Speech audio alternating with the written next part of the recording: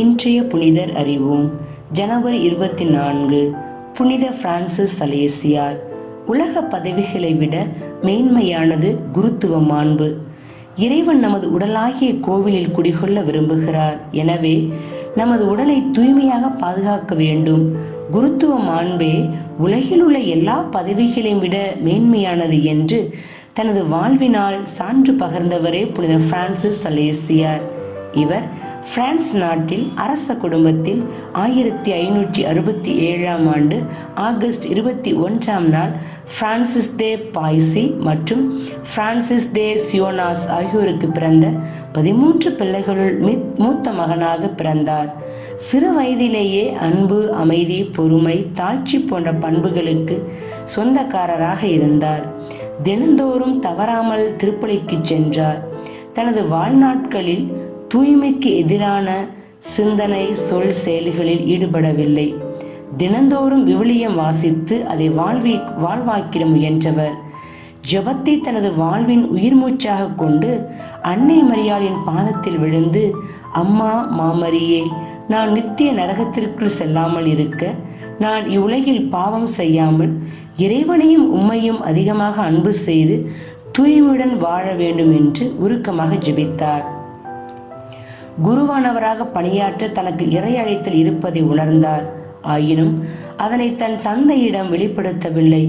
எப்போது நான் அழைத்தலை ஏற்க வேண்டும் என்று கடவுள் விரும்புகிறாரோ அப்பொழுதுதான் சொல்ல வேண்டும் என்று முடிவெடுத்தார். குதிரை ஓட்டுவதில் தேர்ச்சி பெற்றிருந்த பிரான்சிஸ் 3 முறை கீழே விழுந்தார். அப்பொழுது தனது வாளும் அதன் உரையும் தனித்தனியாக அல்லாமல் சிலுவை அடையாளம் போன்று கீழே விழுந்து கிடந்ததை கண்டார். இதுவே இறைவன் தனக்கு தரும் அடையாளமாக கருதி தனது தந்தையிடம் சென்று தனது விருப்பத்தை கூறினார். வீட்டினரது சம்மதத்துடன் ஆயரை சென்று சந்தித்தார். பிரான்சிஸிடம் காணப்பட்ட பக்குவம் மற்றும் ஆன்மீக முதிர்ச்சியை கண்ட ஆயர், காலம் கனிந்த போது இவர் உண்மையாகவே இறை அனுபவம் கொண்டவர் என்று கூறி 1593 அவரை குருவாக திருநிலைப்படுத்தினார். குருத்துவ மாண்பே மற்ற உலக பதவிகளை விட மேன்மையானது என்று பிரான்சிஸ் சலேசியார் தெளிந்த பார்வையோடு தனது பணியை தொடங்கினார். பிரான்சிஸ் சலேசியார் இறைவனுக்காக பணி செய்ய தனது உடைமைகளை விற்று ஏழைகளுக்கு கொடுத்தார். தனது பணியை முதல் முறையாக பிரிந்து சென்ற கால்வின் சபை உறுப்பினர்களை மறுபடியும் தாய் திருச்சபையில் கொண்டு வந்து சேர்ப்பதில் தொடங்கினார். வீடு வீடாக சென்று மறைவுரையாற்றினார். மக்கள் கதவுகளை அடைத்து கொண்டார்கள். சிலர் கல்லால் எறிந்தார்கள். தூங்க இடமின்றி வைக்கோலில் படுத்து உறங்கினார்.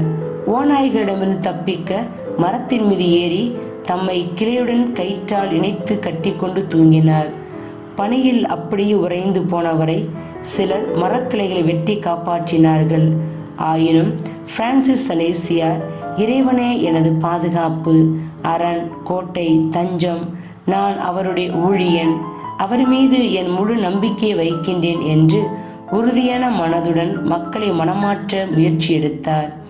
நீங்கள் வன்முறையை கைவிட்டு தாய் திருச்சபையில் மறுபடியும் இணைய வேண்டும் என்று கூறி வீரநடை போட்டார். எத்தகைய முன்னேற்றமும் ஏற்படாததால் தமது மறைவுரையை தாளில் கையாலேயே எழுதி பல பிரதிகள் எடுத்து ஒவ்வொரு வீட்டிற்குள்ளும் போட்டார். எந்த மாற்றமும் ஏற்படவில்லை. பெரியோர்கள் இவரின் குரலுக்கு செவிமடுக்கவில்லை. இருப்பினும் மனம் தளராது இவர் தனது பார்வையை குழந்தைகள் வாழ் திருப்பினார். குழந்தைகளுடன் பேசி பழக ஆரம்பித்தார். குழந்தைகளிடம் இவர் காட்டிய அக்கறையையும் கரிசனையும் கண்ட அவரது பெற்றோர்கள் மெல்ல இவரிடம் பேச ஆரம்பித்தார்கள். 40,000 பேர் கத்தோலிக்க திருச்சபையில் இணைந்தனர். மக்கள் மத்தியில் நற்கருணை நாதரை பவனியாக அழைத்து சென்றார். இவர் ஜெனிவா நகரத்தின் ஆயராக 1602 திருநிலைப்படுத்தப்பட்டார். மக்களின் உள்ளங்கள் இறையன்பால் ஈர்க்கப்பட்டு ஆன்மீக வளர்ச்சியடைந்து புனிதமான வாழ்க்கை வாழ கடினமாக உழைத்தார். உலக இன்பங்களை புறக்கணித்தார். மக்கள் பாவ வாழ்க்கையிலிருந்து மனம் திரும்ப ஒப்புரவு அருட்சாதனத்தை வழங்கினார். எதற்கும் ஆசைப்படாதே, எதையும் கேட்காதே, எதையும் வேண்டாம் என்று சொல்லாதே, கோபம் வரும் நேரத்தில் வாயை திறவாதே, அவையே உமக்கு நல்லது என்று கூறி அவ்வாறே வாழ்ந்து காட்டினார். மகிழ்ச்சியான நேரத்தில் மட்டுமன்றி துயரமான நேரத்திலும் சமநிலையோடு இருந்தார். எப்பொழுதும் இறைவனின் துணையை நாடினார். கடவுள் மீது என் பார்வையை பதித்து நான் எனது வாழ்க்கை படகை செலுத்துகிறேன். ஏழ்மையிலும் திருப்தியுடன் இருக்கிறேன். இயேசுவே, உம்மை நான் அன்பு செய்கிறேன் என்று கூறி வாழ்ந்து வந்தவர் தனது இறுதி வேளையில் அருகில் இருந்த ஒரு சகோதரியிடம் தாழ்ச்சி என்னும் வார்த்தையை இறுதி வார்த்தையாக கூறி 1622 டிசம்பர் 28ஆம் நாள் இறைவனின் திருப்பாதம் அடைந்தார். புனிதரிடமிருந்து கற்போம். அழைத்தலின் மாண்பை விட இவ்வுலகில் சிறந்தது எதுவுமில்லை என்பதை உணர்வோம்.